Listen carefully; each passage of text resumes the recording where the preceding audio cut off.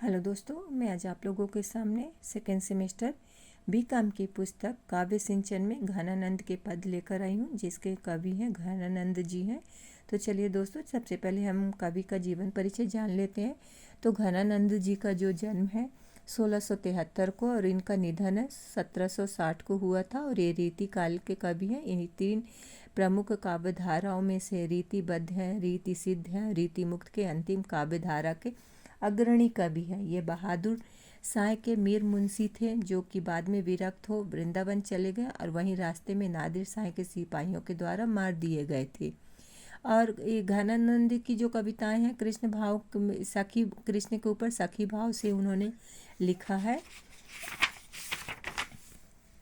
और इनको जो है अनेक नामों की छाप में मिली है, जैसे आनंद घन हो गया, घन आनंद, ये आदि छाप का प्रयोग किए हैं। तो इनकी रचनाएं हैं सुजान शतक, सुजान हित, सुजान सागर। और इन्होंने ज़्यादातर ब्रज भाषा का उपयोग किया है। तो चलिए दोस्तों, पहला स्टेंजा चलते हैं। लाजनी लपेटी चितवनी भेद भय भरी, लसती ललित लोलचख तिरछनी में, छवि को सदन गोरो भाल बदन रुचिर, रच निचुरत मीठी मृदु मुस्कानी में, दसन दसन दमक फैली हमें मोती माल होती, पेशो लड़की प्रेम पगी बरतानी में, आनंद की निधि जगमगाती छबीली बाल, अंगनी अनंग रंग दूरी मुरी जानी में। सो यहाँ पे कवि जो है अपनी प्रियतमा के रूप सौंदर्य का वर्णन करते हुए कहते हैं कि प्रेयसी के रूप में मुख, नेत्र, माथा, गला, वाणी, उसका शरीर के आने जाने की गति, यति की मुद्रा का सबका उल्लेख करते हैं। प्रेमिका जब अपने चंचल नेत्रों को टेढ़ा करती है तो वह बहुत ही सुंदर दिखाई देती है। उसके नेत्रों का टेढ़ापन या तिरछा लाश में लिपटा हुआ रहता है। साथ ही उसकी आंखें रहस्य से भरी हुई हैं। उसका गोरा शरीर बहुत ही सुंदरता का घर है। जब वह मुस्कुराती है तो उसकी मुस्कुराहट में कोमलता एवं मधुरता प्रकट होती है। ऐसा जान पड़ता है कि जैसे पूरा आनंद उसमें निचुड़कर समा गया हो। मुस्कान के साथ साथ वह बात भी करती है तो उसके दांतों की चमक ऐसी लगती है मानो कि कोई दांत की जो लाइन है प्रकाश से प्रतिबिंब उसके वक्ष पर मोतियों की माला हो गया हो। वह सौंदर्यमयी बाला आनंद के कोष के रूप में जगमगाती हुई सी नजर आती है। इस जगमगाहट की छटा उस समय प्रतीत होती जब वह मुड़ती है और उसके अंगों में कामजन्य छटा नजर आने लगती है। चलिए दोस्तों, सेकंड चलते हैं। झलके अति सुंदर आनन गौर छके दृग राजत काननी छवे, हंसी बोलनी में छवि फूलन की बरसा, उर ऊपर जाती है हवे, लट लोल कपोल कलोल करे, कल कंठ बनी जल जावली दवे, अंग अंग तरंग उठे दुति की परी है मनोरूप अबे धर चवे। सो यहाँ पे कविता जो घनानंद जी है उसके रूप सौंदर्य के बारे में फिर से वर्णन करते हुए कहते हैं कि उसके मुख में, नेत्र में और वाणी के साथ साथ ही मोतियों की माला का भी वर्णन करते हैं। तो कवि इस पद में ये बताना चाहते हैं कि इसमें विषय मतलब बहुत हेड ना होकर विषय पक्ष पर ध्यान दिया गया। प्रेमिका के रूप का वर्णन करते हुए घनानंद कहते हैं कि प्रेमिका जो है बहुत ही सुंदर है। उसका गोरा चेहरा प्रकाश से झलक रहा है। उसके मुख पर यौवन का नशा छाया हुआ है और उसके नेत्र कानों को छूते हुए शोभा दे रहे हैं। जब वह हंसते हुए बोलती है तो ऐसा लगता है जैसे हृदय पर फूलों की वर्षा हो रही है। बोलते समय उसका शरीर हिलता है और इससे गालों पर चंचल लटें हिलने लगती है। उसके सुंदर गले में जो शोभित 2 लड़ों वाली सुंदर मोतियों की माला भी हिलने लगती है। इस प्रकार हिलने से शरीर के प्रत्येक अंग में प्रकाश की लहर उठती है और ऐसा जान पड़ता है मानो शरीर में लबालब यौवन भरा हुआ, सौंदर्य भरा हुआ है। पृथ्वी पर अब गिरेगा ही, निकल ही पड़ेगा, चू ही पड़ेगा। प्रकाश की लहर ऐसी स्थिति का आभास कराती है मानो उसका सौंदर्य, उसका जो शरीर है सौंदर्य से भरा हुआ है और शरीर रूपी घट जो है सौंदर्य का कुछ अंश पृथ्वी पर गिरा देगी। वो उसका सौंदर्य है जो पृथ्वी को छू लेगा। सो दोस्तों थर्ड में चलते हैं। छवि को सदन मोन मंडित बदन चंद त्रसित चासनी लाल कबद्यो दिखाए हो चटकीलो भेष करे मटकीली भांति सोही मुरली अधर धरे लटकाए आए हो लोचन दुराए कछु मधु मुस्काए नेह भीनी बतियानी लड़काए बतराए हो बिरह जरत जे जानी आनी प्राण प्यारे कृपा निधि आनंद को धन बसाए हो। तो यहाँ पे जो गोपिकाएं हैं वो कृष्ण के प्रेम में पागल हैं। वो चाहते हैं कि कृष्ण उनसे बातें करे, उनके पास मिले।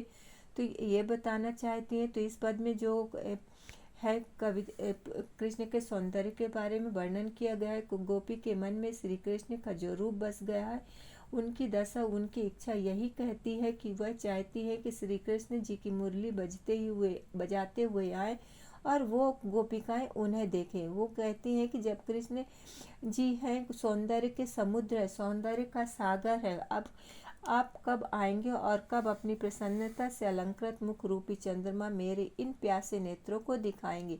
भड़कीला वेश धारण किए चटक मटक रूपी रंग ढंग से युक्त अधरों पर बांसुरी रखे मस्ती में झूमते हुए आप इधर कब आएंगे। केवल आपके दर्शन और मुरली की तान की ध्वनि की ही अभिलाषा नहीं है, बल्कि आपसे बातचीत करने की भी इच्छा है। अपने नेत्र मटकाते हुए कुछ सुकुमारता मैं मुस्कुराहट के साथ रसयुक्त बातें, मीठी बातें करके मेरे मन में ललक उपजाकर मुझसे बातें कब करेंगे। केवल बातें ही नहीं, आपकी कृपा मुझे कब प्राप्त होगी। आप मुझे विरह की या दुख के जलती हुई जानकर हे प्राणप्रिय आनंद रूपी बादल से बारिश, करुणा की बारिश कब बरसाएंगे। आपका अपनी कृपा दृष्टि मुझ पर कब डालेंगे। चौथे में चलते हैं दोस्तों। वह मुस्कानी वह मृदु बतरानी वह लड़कीली बानी आनी उर्मय आरती है। वह गति लेन ओ बजावनी ललित बैन वह हंसी देने हियरा ते न टारती है। वह चतुराई सुचिताई चाहिए की छवि वह छलताई न छिनक बिसराती है। आनंद निधान प्राण प्रीतम सुजान जू की सुधि सब भातिन सो बेसुधि करती है।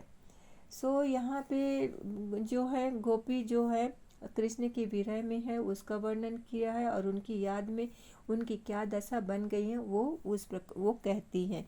तो अपने प्रिय को उसने संयोग अवस्था में जिन जिन मुद्राओं में देखा वे सब उसके अंतःकरण दिल में स्थित हैं। दोस्तों, गोपी श्री कृष्ण जी की स्मृति में बेसुध हो जाती है। श्री कृष्ण जी की स्मृति उसे सब प्रकार से बेसुध कर देती है। उनका वो मुस्कुराना, वो कोमलता से बातें करना, उनकी ललक वाली आवाज़ देकर हृदय में चुभती है। वो उनका हाव भाव, चलना, सुंदर वेणु वादन, बांसुरी बजाना और हंसना हृदय से कभी जाता ही नहीं। चतुराई से प्रेरित उनकी मेरी ओर देखने की छटा, वो छैलापन क्षण भर भी भूलता नहीं। उनकी वो नटखटपन गोपियों को बहुत ही याद आता है।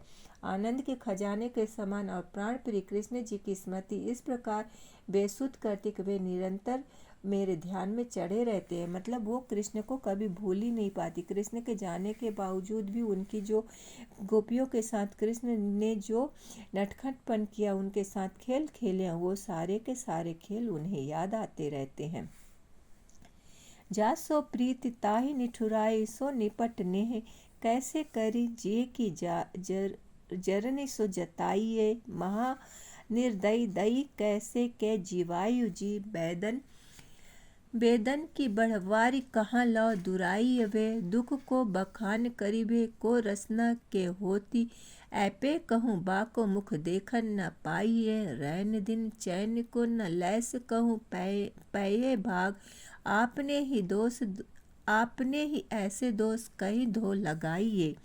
सो यहाँ पे जो है गोपिकाएं फिर से अपने प्रीतम की चर्चा करते होते हैं। कहते हैं कि इस पद में प्रिय के विषम प्रेम की चर्चा है। एक तरफ प्रिय की उदासीनता और दूसरी तरफ प्रेमिका की एकनिष्ठता का निरूपण किया गया है। प्रिय की उदासीनता की चर्चा घनानंद करते हुए कहते हैं कि जिस प्रिय से मैंने इतनी प्रीति की उसके बदले में उसने मुझसे प्रेम नहीं किया है। उल्टे उसने निष्ठुरता या कड़कपन दिखाया है। कड़कता ही दिखाई है, निष्ठुरता से ही प्रेम कर लिया, जिसके कारण मेरे हृदय में जो जलन होती है उसे मैं किस प्रकार जताऊं, किस प्रकार बताऊं। वह निर्दयी ही नहीं, महानिर्दयी है। इसलिए मैं अपने जी को कैसे जिलाऊं, उसको जीवित कैसे रखूं। यदि वेदना को छिपाकर रखूं, यदि तकलीफ को छिपाकर रखती हो तो वह बढ़ती ही रहती है।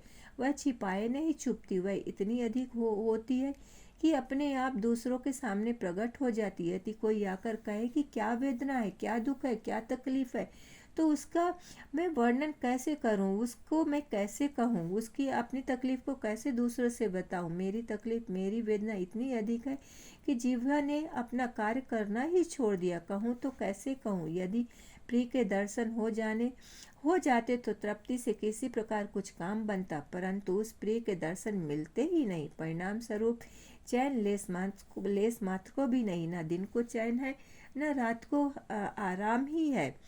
कहना सुनना तभी हो सकता जब चित्त प्रसन्न हो। प्रिय को क्या दोष दूं मैं, दोष तो अपने भाग्य का ही है। जो इस प्रकार वेदना सहना लिखा है, इसमें प्रिय की कोई गलती नहीं, मेरे भाग्य की ही गलती है। तो दोस्तों, इस तरह से घनानंद जी के पद हैं, उन्होंने विरह और कृष्ण के विरह के बारे में बताया है। आपको कैसा लगा जरूर कमेंट्स करके बताइएगा। धन्यवाद।